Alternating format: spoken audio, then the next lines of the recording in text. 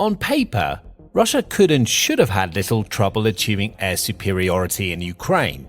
It began the war with one of the strongest air forces in the world, boasting state-of-the-art jets, tactical bombers, and large numbers of additional aircraft to help it dominate the skies against almost any opponent, especially a significantly smaller and weaker one like Ukraine. But that didn't happen. Years into the war, Russia still struggles to achieve anything close to air superiority due to a mixture of factors, including its own tactical incompetence and Ukraine's extraordinary ability to defend itself. So here's a closer look at how and why Russia failed to take control of the skies. In early 2022, when Russian President Vladimir Putin gave the order for his army to invade Ukraine, he would no doubt have been banking on his country's air force, the VKS, as it's known in Russia, to help pave the path to victory, and many experts around the world would have agreed with him. Indeed, US intelligence sources predicted an intense aerial assault from Moscow that would involve a massive mobilization of Russia's extensive aerial assets. They foresaw Russian jets and bombers wiping out vast swathes of Ukrainian infrastructure, obliterating the country's air defense systems and most important aerial assets. And at least for the first few days of the conflict, those predictions seemed to be coming true.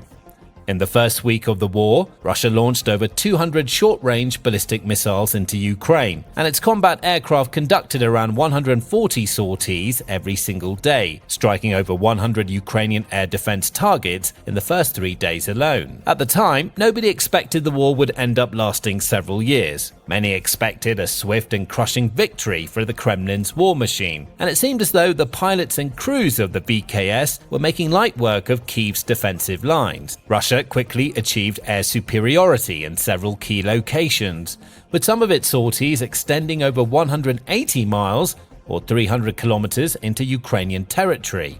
It even managed to carry out a 34 helicopter aerial assault of Hostomel Airport on the outskirts of Ukraine's capital city of Kyiv. Then everything started to unravel. For some strange reason, Russia didn't build on its initial successes. Not only did it fail to expand on its air superiority, it also failed to maintain it. All of a sudden, Ukraine was striking back. It didn't have world-class air defenses at the time, but it didn't seem to need them, as official reports confirmed that multiple manned Russian combat aircraft were being damaged and destroyed by ground-based air defense GBAD systems. Meanwhile, Ukraine also managed to launch its own aerial attacks, using relatively simple and slow-moving Turkish TB2 drones to strike ground forces. Russia should have been able to quite easily detect and destroy those drones, but it didn't, and the world began to ask why. Reports began to emerge in Western media, with titles like "The Mysterious Case of the Missing Russian Air Force" and "What Happened to Russia's Air Force," with analysts openly questioning how a country that should have had such an overwhelming advantage in the skies was suddenly struggling to dominate even the smallest pockets of airspace. Rob Lee, for example, a Russian military specialist at the Foreign Policy Research Institute, told Reuters, "There's a lot of stuff they're doing that's perplexing." He went on to say he'd expected a maximum use of force from the VKS in the early stages of the conflict. Because every day it goes on, there's a cost and the risk goes up, and they're not doing that, and it's just really hard to explain for any realistic reason. A US defense official, meanwhile, argued that Russia appeared reluctant to commit too many of its aerial resources. They're not necessarily willing to take high risks with their own aircraft and their own pilots. Others, like retired US Air Force 3-star General David Deptula, felt that Russia's air force was simply not as strong as it was said to be. The Russians are discovering that coordinating multi-domain operations is not easy, and that they're not as good as they presumed they were. Only now, years later, can we truly understand how and why Russia failed so spectacularly in this domain. And it's not just down to a single reason or factor. Instead, it came down to a whole combination of elements coming together, a perfect storm of problems involving everything from mismanagement of resources to short-sighted strategic decisions that led to a complete collapse of whatever aerial superiority Russia may once have claimed to have.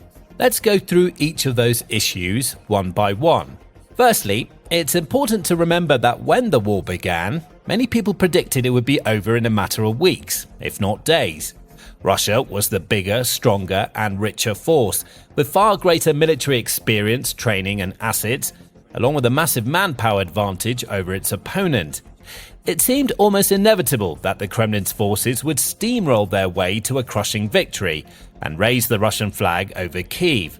Some of the soldiers who crossed the border back in February 2022 were even found to have taken parade uniforms with them, evidently expecting to face minimal resistance on their march to glory. Thus, Russia's commanders planned their tactics on the basis that the war would be short and sweet.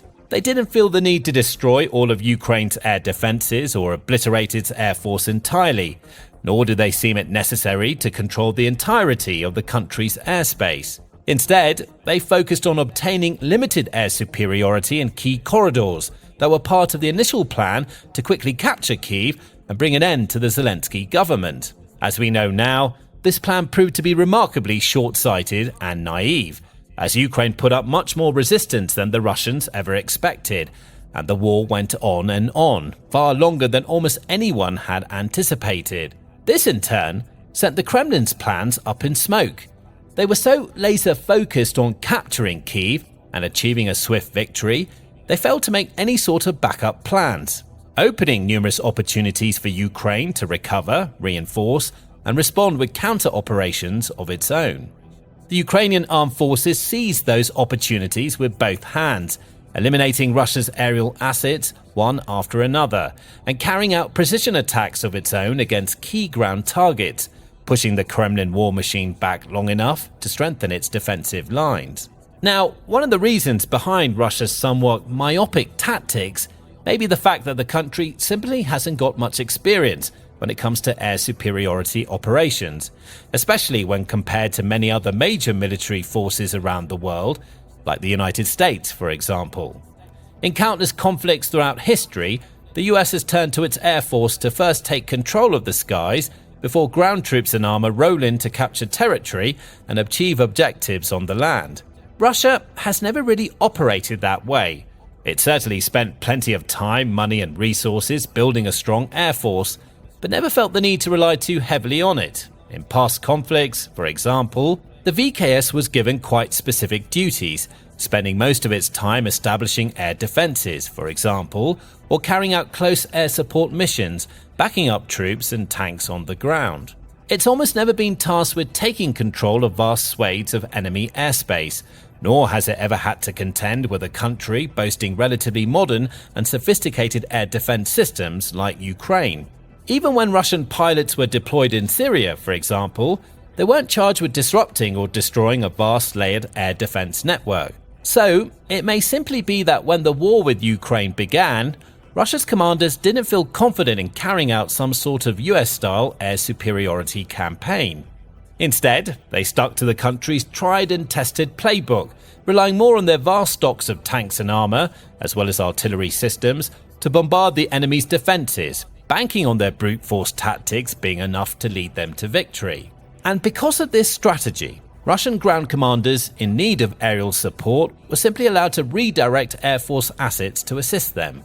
Jets and bombers that could, and perhaps should, have been focusing their energies on taking out Ukrainian air defense systems and aerial assets were instead being repositioned up and down the front lines to help out Russian ground forces. Even within Russia itself, this strategic failure drew criticism, especially when reports began to flood in of Ukrainian air defenses, bringing down VKS bombers and other aircraft with increasing regularity.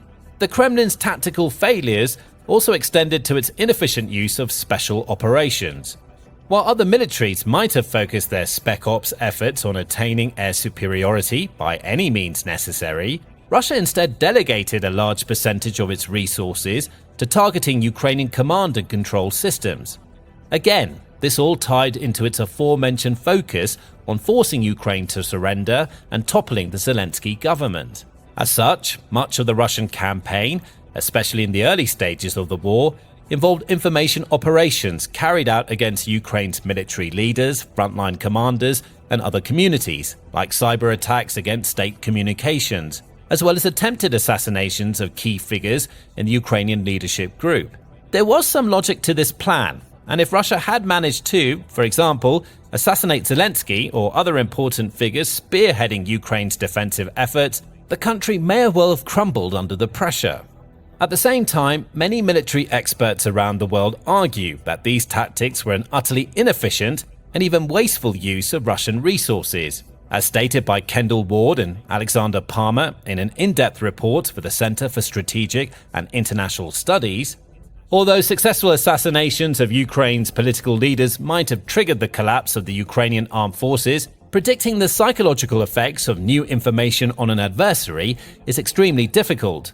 In contrast, killing an entire layer of a military hierarchy and removing critical nodes of its defenses can more reliably be assumed to have a significant effect on the organization's ability to operate. Russia would have benefited from comparable efforts enabling deliberate intelligence, operational preparation, and advanced force operations within Ukraine to focus on destructive efforts to achieve air superiority.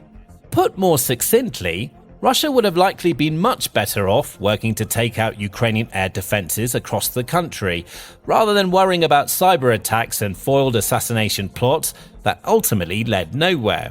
In truth, however, Russia's air force deficiencies date back far before the invasion even began. As mentioned earlier, the country has little experience of attaining aerial superiority and has historically preferred to focus more on expanding its already massive tank army and using ground forces to overwhelm its opponents, rather than seeing the sky as a top priority. This has led to some poor preparation and investment decisions.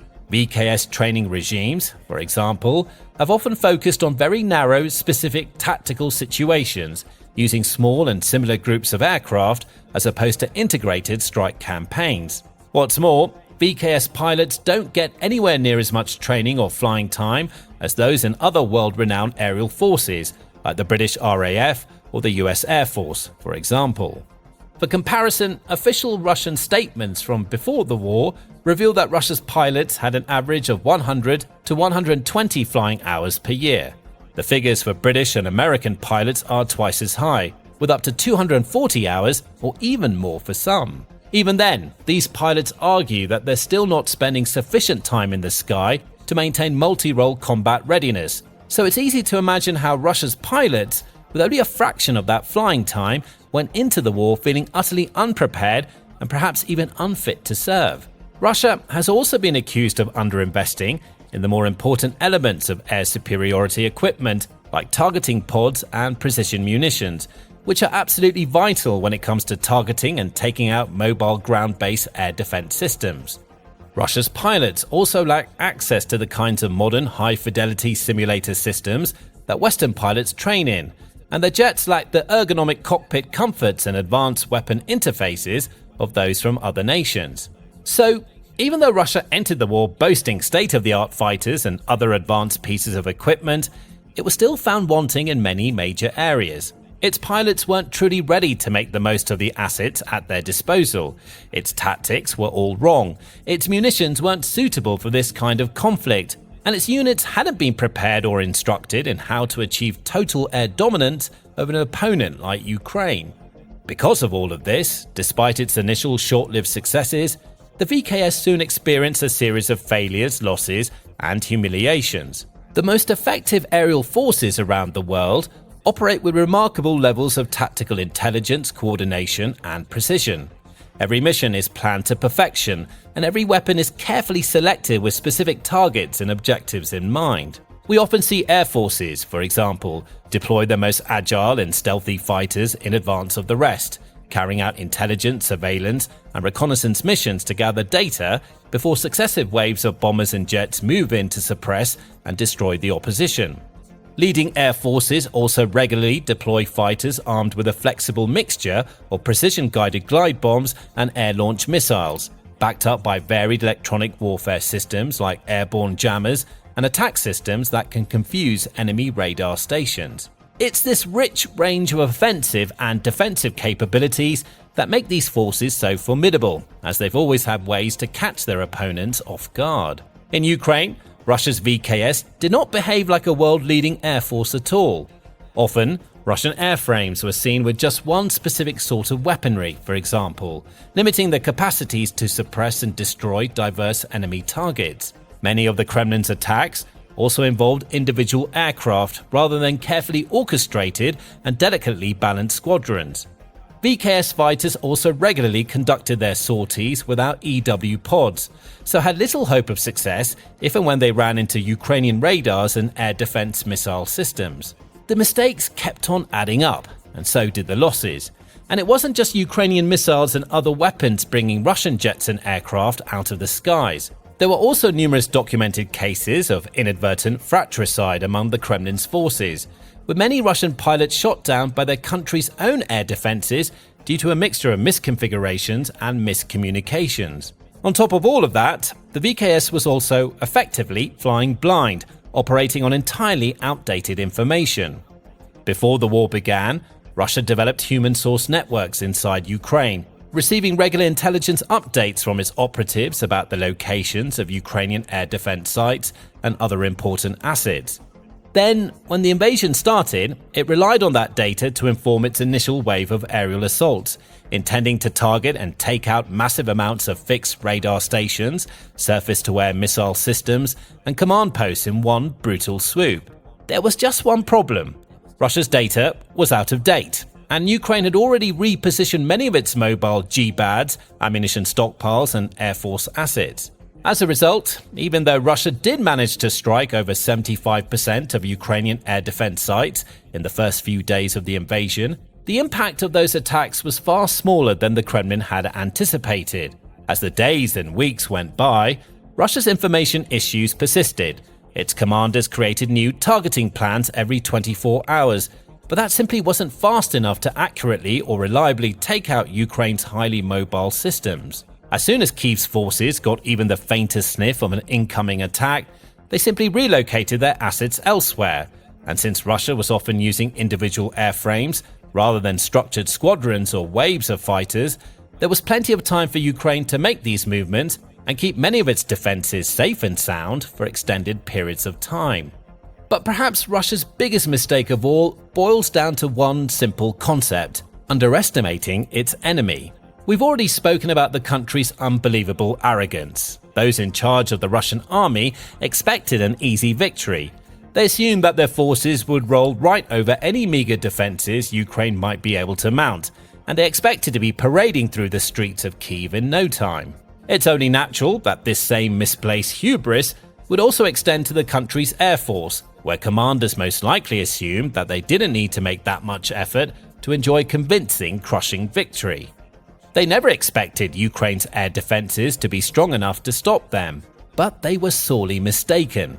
Ukraine shocked not only Russia, but the entire world, disproving predictions of its demise and defying the odds time and time again. It stood up in the face of almost overwhelming adversity and battled back against a much larger and theoretically stronger opponent, and it did so both on the ground and in the skies. So, even though Russia had the fancier fighter jets, Ukraine's pilots still proved to be more than a match for them, thanks to their skill, training, and determination to defend their homeland.